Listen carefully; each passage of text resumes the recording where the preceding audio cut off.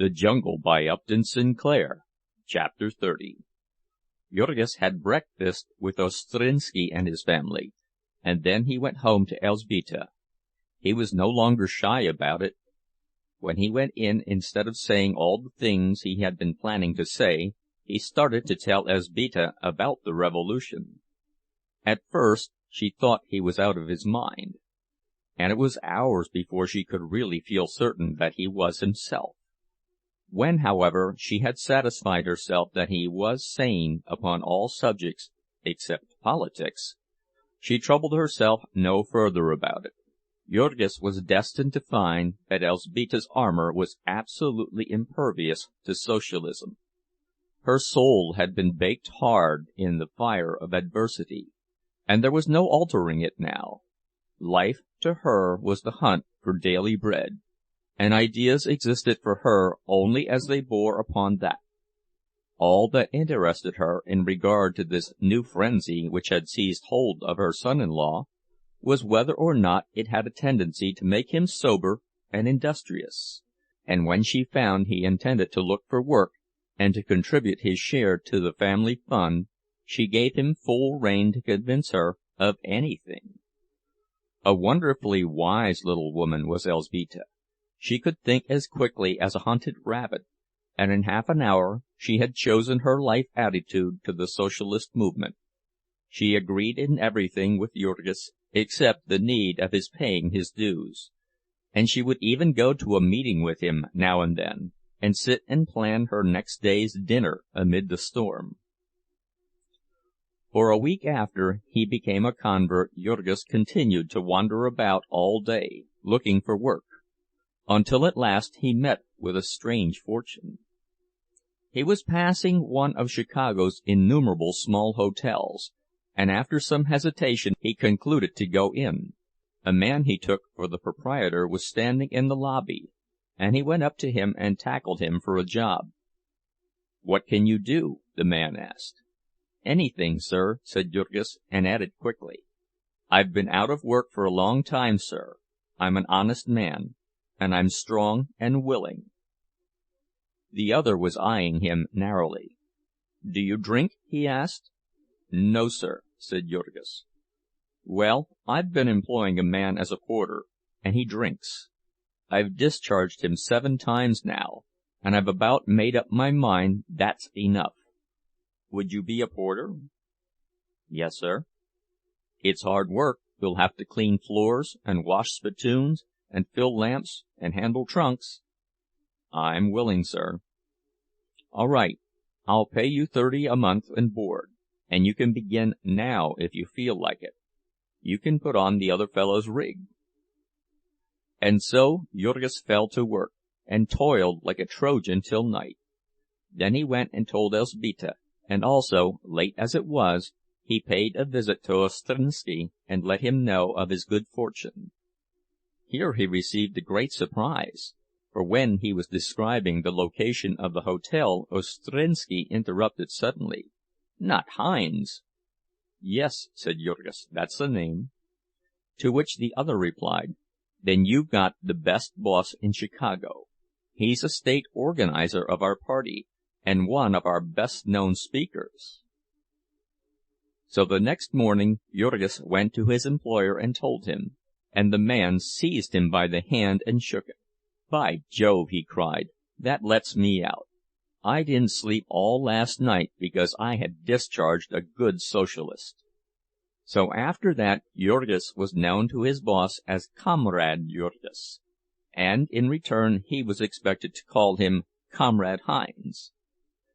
Tommy Hinds, as he was known to his intimates, was a squat little man, with broad shoulders and a florid face, decorated with gray side whiskers. He was the kindest-hearted man that ever lived, and the liveliest, inexhaustible in his enthusiasm, and talking Socialism all day and all night. He was a great fellow to jolly along a crowd, and would keep a meeting in an uproar. When once he got really waked up, the torrent of his eloquence could be compared with nothing save Niagara. Tommy Hinds had begun life as a blacksmith's helper, and had run away to join the Union Army, where he had made his first acquaintance with graft, in the shape of rotten muskets and shoddy blankets. To a musket that broke in a crisis he always attributed the death of his only brother, and upon worthless blankets he blamed all the agonies of his own old age. Whenever it rained, the rheumatism would get into his joints, and then he would screw up his face and mutter, "Capitalism, my boy, capitalism! Écrasez la femme!" He had one unfailing remedy for all the evils of this world, and he preached it to everyone. No matter whether the person's trouble was failure in business, or dyspepsia, or a quarrelsome mother-in-law, a twinkle would come into his eyes, and he would say, "You know what to do about it. Vote the Socialist ticket." Tommy Hinds had set out upon the trail of the octopus as soon as the war was over. He had gone into business and found himself in competition with the fortunes of those who had been stealing while he had been fighting. The city government was in their hands, and the railroads were in league with them, and honest business was driven to the wall. And so Heinz had put all his savings into Chicago real estate, and set out single-handed to dam the river of graft. He had been a reform member of the city council, he had been a greenbacker, a labor unionist, a populist, a Bryanite, and after 30 years of fighting, the year 1896 had served to convince him that the power of concentrated wealth could never be controlled, but could only be destroyed. He had published a pamphlet about it, and set out to organize a party of his own, when a stray socialist leaflet had revealed to him that others had been ahead of him. Now for 8 years he had been fighting for the party, anywhere, everywhere, whether it was a GAR reunion, or a hotel keepers' convention, or an Afro-American businessman's banquet, or a Bible Society picnic. Tommy Hinds would manage to get himself invited to explain the relations of socialism to the subject in hand. After that he would start off upon a tour of his own, ending at some place between New York and Oregon, and when he came back from there he would go out to organize new locals for the state committee, and finally he would come home to rest, and talk socialism in Chicago. Heinz Hotel was a very hotbed of the propaganda. All the employees were party men, and if they were not when they came, they were quite certain to be before they went away. The proprietor would get into a discussion with someone in the lobby, and as the conversation grew animated, others would gather about to listen, until finally everyone in the place would be crowded into a group, and a regular debate would be under way. This went on every night. When Tommy Hinds was not there to do it, his clerk did it, and when his clerk was away campaigning, the assistant attended to it, while Mrs. Hinds sat behind the desk and did the work. The clerk was an old crony of the proprietor's, an awkward, raw-boned giant of a man, with a lean, sallow face, a broad mouth, and whiskers under his chin, the very type and body of a prairie farmer. He had been that all his life. He had fought the railroads in Kansas for 50 years, a Granger, a Farmers' Alliance man, a middle-of-the-road populist. Finally, Tommy Hinds had revealed to him the wonderful idea of using the trusts instead of destroying them, and he had sold his farm and come to Chicago. That was Amos Struver, and then there was Harry Adams, the assistant clerk, a pale, scholarly-looking man who came from Massachusetts of Pilgrim stock. Adams had been a cotton operative in Fall River, and the continued depression in the industry had worn him and his family out, and he had emigrated to South Carolina. In Massachusetts, the percentage of white illiteracy is 0.8%, while in South Carolina it is 13 6/10%. Also in South Carolina there is a property qualification for voters, and for these and other reasons child labor is the rule, and so the cotton mills were driving those of Massachusetts out of the business. Adams did not know this, He only knew that the Southern mills were running. But when he got there he found that if he was to live, all his family would have to work, and from 6 o'clock at night to 6 o'clock in the morning. So he had set to work to organize the mill hands, after the fashion in Massachusetts, and had been discharged. But he had gotten other work, and stuck at it, and at last there had been a strike for shorter hours, and Harry Adams had attempted to address a street meeting, which was the end of him. In the states of the far South, the labor of convicts is leased to contractors, and when there are not convicts enough, they have to be supplied. Harry Adams was sent up by a judge who was a cousin of the mill owner with whose business he had interfered, and though the life had nearly killed him, he had been wise enough not to murmur, and at the end of his term he and his family had left the state of South Carolina, Hell's backyard, as he called it. He had no money for car fare, but it was harvest time, and they walked one day and worked the next, and so Adams got at last to Chicago and joined the Socialist Party. He was a studious man, reserved, and nothing of an orator, but he always had a pile of books under his desk in the hotel, and articles from his pen were beginning to attract attention in the party press. Contrary to what one would have expected, all this radicalism did not hurt the hotel business. The radicals flocked to it, and the commercial travelers all found it diverting. Of late, also, the hotel had become a favorite stopping place for Western cattlemen. Now that the Beef Trust had adopted the trick of raising prices to induce enormous shipments of cattle, and then dropping them again and scooping in all they needed, a stock raiser was very apt to find himself in Chicago without money enough to pay his freight bill, and so he had to go to a cheap hotel, and it was no drawback to him if there was an agitator talking in the lobby. These Western fellows were just meat for Tommy Hinds. He would get a dozen of them around him and paint little pictures of the system. Of course, it was not a week before he had heard Jurgis' story, and after that he would not have let his new porter go for the world. "See here," he would say, in the middle of an argument, "I've got a fellow right here in my place who's worked there and seen every bit of it." And then Jurgis would drop his work, whatever it was, and would come, and the other would say, "Comrade Jurgis, just tell these gentlemen what you saw on the killing beds." At first this request caused poor Jurgis the most acute agony, and it was like pulling teeth to get him to talk.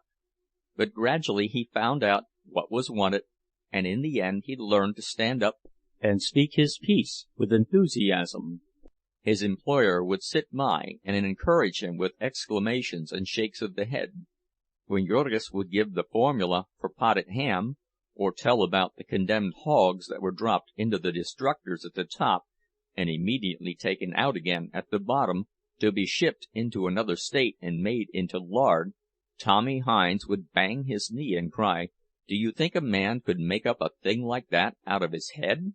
And then the hotel keeper would go on to show how the Socialists had the only real remedy for such evils, how they alone meant business with the Beef Trust. And when in answer to this the victim would say that the whole country was getting stirred up, that the newspapers were full of denunciations of it, and the government taking action against it, Tommy Hinds had a knockout blow already. "Yes," he would say, "all that is true. But what do you suppose is the reason for it? Are you foolish enough to believe that it's done for the public? There are other trusts in the country just as illegal and extortionate as the Beef Trust. There is the Coal Trust that freezes the poor in winter. There is the Steel Trust that doubles the price of every nail in your shoes. There is the Oil Trust that keeps you from reading at night. And why do you suppose it is that all the fury of the press and the government is directed against the Beef Trust?"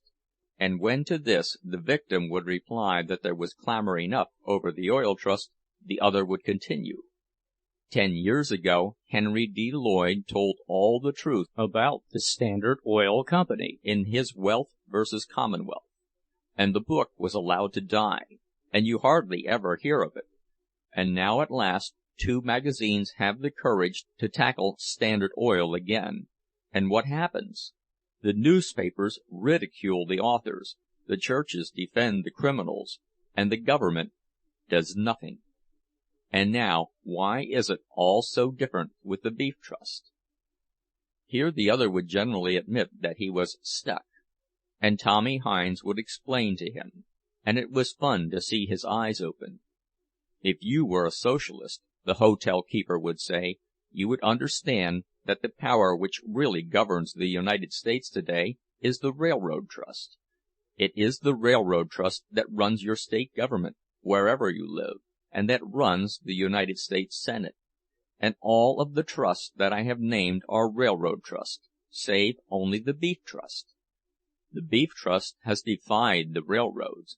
It is plundering them day by day through the private car, and so the public is roused to fury, and the papers clamor for action, and the government goes on the warpath. And you poor common people watch and applaud the job, and think it's all done for you, and never dream that it is really the grand climax of the century-long battle of commercial competition, the final death grapple between the chiefs of the Beef Trust and Standard Oil for the prize of the mastery and ownership of the United States of America. Such was the new home in which Jurgis lived and worked, and in which his education was completed. Perhaps you would imagine that he did not do much work there, but that would be a great mistake.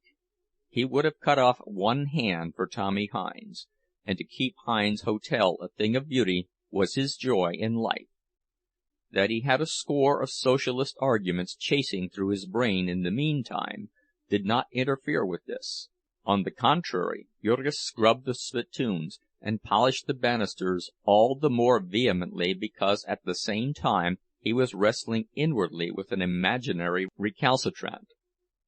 It would be pleasant to record that he swore off drinking immediately, and all the rest of his bad habits with it, but that would hardly be exact.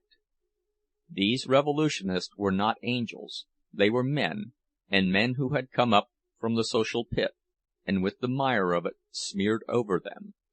Some of them drank, and some of them swore, and some of them ate pie with their knives. There was only one difference between them and all the rest of the populace, that they were men with a hope, with a cause to fight for and suffer for. There came times to Jurgis when the vision seemed far off and pale, and a glass of beer loomed large in comparison. But if the glass led to another glass, and to too many glasses, he had something to spur him to remorse and resolution on the morrow. It was so evidently a wicked thing to spend one's pennies for a drink, when the working class was wandering in darkness and waiting to be delivered. The price of a glass of beer would buy 50 copies of a leaflet, and one could hand these out to the unregenerate, and then get drunk upon the thought of the good that was being accomplished. That was the way the movement had been made, and it was the only way it would progress. It availed nothing to know of it without fighting for it. It was a thing for all, not for a few. A corollary of this proposition, of course, was that anyone who refused to receive the new gospel was personally responsible for keeping Jurgis from his heart's desire, and this, alas, made him uncomfortable as an acquaintance. He met some neighbors with whom Elzbieta had made friends in her neighborhood, and he set out to make socialists of them by wholesale, and several times he all but got into a fight. It was all so painfully obvious to Jurgis. It was so incomprehensible how a man could fail to see it. Here were all the opportunities of the country, the land, and the buildings upon the land, the railroads, the mines, the factories, and the stores, all in the hands of a few private individuals, called capitalists, for whom the people were obliged to work for wages. The whole balance of what the people produced went to heap up the fortunes of these capitalists, to heap, and heap again, and yet again, and that in spite of the fact that they and every one about them lived in unthinkable luxury. And was it not plain that if the people cut off the share of those who merely owned, the share of those who worked would be much greater? That was as plain as 2 and 2 makes 4, and it was the whole of it, absolutely the whole of it. And yet there were people who could not see it, who would argue about everything else in the world. They would tell you that governments could not manage things as economically as private individuals. They would repeat and repeat that, and think they were saying something. They could not see that economical management by masters meant simply that they, the people, were worked harder and ground closer and paid less. They were wage earners and servants, at the mercy of exploiters whose one thought was to get as much out of them as possible. And they were taking an interest in the process, were anxious lest it should not be done thoroughly enough. Was it not honestly a trial to listen to an argument such as that? And yet there were things even worse. You would begin talking to some poor devil who had worked in one shop for the last 30 years, and had never been able to save a penny, who left home every morning at 6 o'clock to go and tend a machine, and come back at night too tired to take his clothes off, who had never had a week's vacation in his life, had never traveled, never had an adventure, never learned anything, never hoped anything, and when you started to tell him about socialism, he would sniff and say, "I'm not interested in that. I'm an individualist." And then he would go on to tell you that socialism was paternalism, and that if it ever had its way the world would stop progressing. It was enough to make a mule laugh to hear arguments like that. And yet it was no laughing matter, as you found out.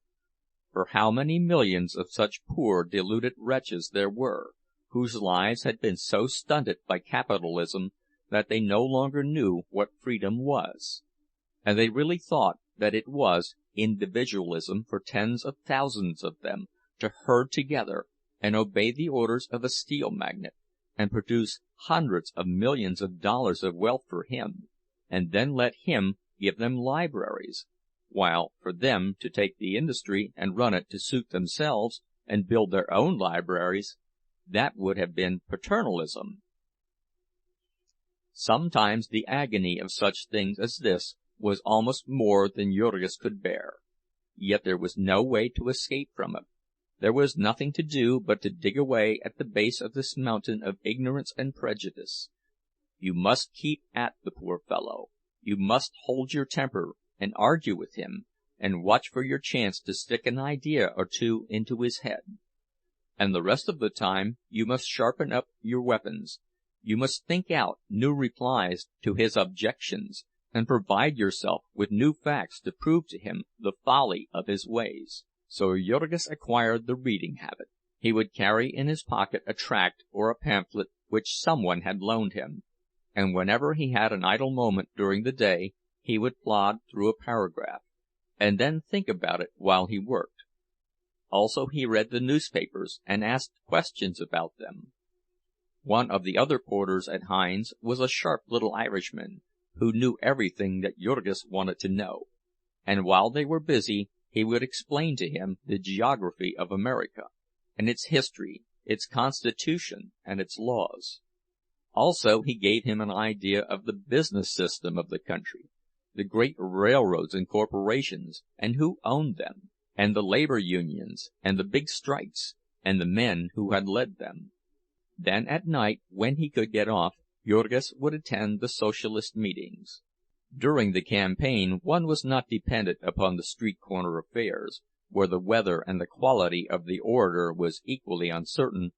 There were hall meetings every night, and one could hear speakers of national prominence. These discussed the political situation from every point of view, and all that troubled Jurgis was the impossibility of carrying off but a small part of the treasures they offered him. There was a man who was known in the party as the Little Giant. The Lord had used up so much material in the making of his head that there had not been enough to complete his legs, but he got about on a platform, and when he shook his raven whiskers the pillars of capitalism rocked. He had written a veritable encyclopedia upon the subject, a book that was nearly as big as himself. And then there was a young author who came from California and had been a salmon fisher, an oyster pirate, a longshoreman, a sailor, who had tramped the country and been sent to jail, had lived in the Whitechapel slums, and been to the Klondike in search of gold. All these things he pictured in his books, and because he was a man of genius, he forced the world to hear him. Now he was famous, but wherever he went, he still preached the gospel of the poor. And then there was one who was known as the millionaire Socialist. He had made a fortune in business, and spent nearly all of it in building up a magazine, which the post office department had tried to suppress, and had driven to Canada. He was a quiet-mannered man, whom you would have taken for anything in the world but a socialist agitator. His speech was simple and informal. He could not understand why anyone should get excited about these things. It was a process of economic evolution, he said, and he exhibited its laws and methods. Life was a struggle for existence, and the strong overcame the weak, and in turn were overcome by the strongest. Those who lost in the struggle were generally exterminated, but now and then they had been known to save themselves by combination, which was a new and higher kind of strength. It was so that the gregarious animals had overcome the predaceous. It was so in human history that the people had mastered the kings. The workers were simply the citizens of industry, and the socialist movement was the expression of their will to survive. The inevitability of the revolution depended upon this fact, that they had no choice but to unite or be exterminated. This fact, grim and inexorable, depended upon no human will. It was the law of the economic process, of which the editor showed the details with the most marvelous precision. And later on came the evening of the great meeting of the campaign, when Jurgis heard the two standard-bearers of his party. 10 years before there had been in Chicago a strike of 150,000 railroad employees, and thugs had been hired by the railroads to commit violence, and the President of the United States had sent in troops to break the strike by flinging the officers of the Union into jail without trial. The President of the Union came out of his cell a ruined man, but also he came out a socialist. And now for just 10 years he had been traveling up and down the country, standing face to face with the people, and pleading with them for justice. He was a man of electric presence, tall and gaunt, with a face worn thin by struggle and suffering. The fury of outraged manhood gleamed in it, and the tears of suffering little children pleaded in his voice. When he spoke, he paced the stage, lithe and eager, like a panther. He leaned over, reaching out for his audience. He pointed into their souls with an insistent finger. His voice was husky from much speaking, but the great auditorium was as still as death, and everyone heard him. And then, as Jurgis came out from this meeting, someone handed him a paper which he carried home with him and read. And so he became acquainted with the appeal to reason. About 12 years previously, a Colorado real estate speculator had made up his mind that it was wrong to gamble in the necessities of life of human beings, and so he had retired and begun the publication of a socialist weekly. There had come a time when he had to set his own type, but he had held on and won out, and now his publication was an institution. It used a carload of paper every week, and the mail trains would be hours loading up at the depot of the little Kansas town. It was a 4-page weekly, which sold for less than half a cent a copy. Its regular subscription list was 250,000, and it went to every crossroads post office in America. The Appeal was a propaganda paper. It had a manner all its own. It was full of ginger and spice, of Western slang and hustle. It collected news of the doings of the plutes and served it up for the benefit of the American working mule. It would have columns of the deadly parallel, the $1 million worth of diamonds, or the fancy pet poodle establishment of a society dame, besides the fate of Mrs. Murphy of San Francisco, who had starved to death on the streets, or of John Robinson, just out of the hospital, who had hanged himself in New York because he could not find work. It collected the stories of graft and misery from the daily press, and made a little pungent paragraphs out of them. 3 banks of Bungtown, South Dakota, failed, and more savings of the workers swallowed up. The mayor of Sandy Creek, Oklahoma, has skipped with $100,000. That's the kind of rulers the old partyites give you. The president of the Florida Flying Machine Company is in jail for bigamy. He was a prominent opponent of socialism, which he said would break up the home. The Appeal had what it called its army, about 30,000 of the faithful, who did things for it, and it was always exhorting the army to keep its dander up, and occasionally encouraging it with a prize competition for anything from a gold watch to a private yacht, or an 80-acre farm. Its office helpers were all known to the army by quaint titles: Inky Ike, the bald-headed man, the red-headed girl, the bulldog, the office goat, and the one hoss. But sometimes again the Appeal would be desperately serious. It sent a correspondent to Colorado and printed pages describing the overthrow of American institutions in that state.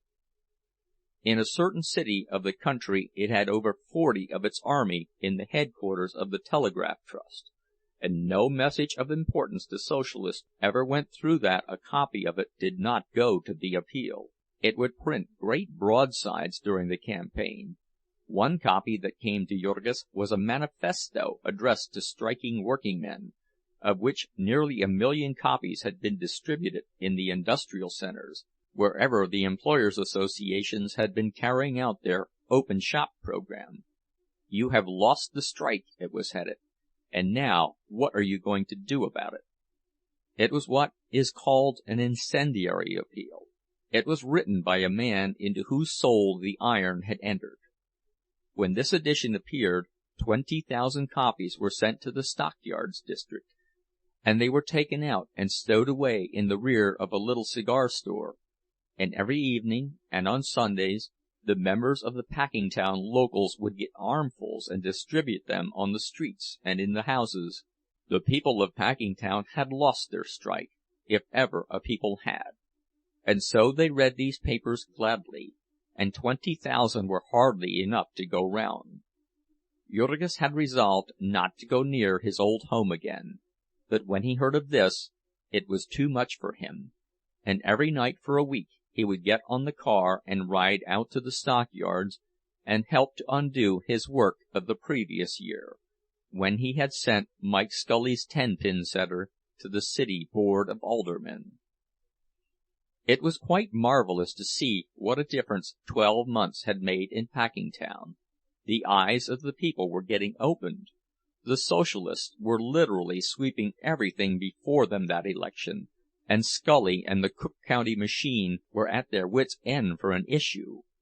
At the very close of the campaign they bethought themselves of the fact that the strike had been broken by Negroes, and so they sent for a South Carolina fire-eater, the pitchfork senator, as he was called, a man who took off his coat when he talked to working-men, and damned and swore like a Hessian.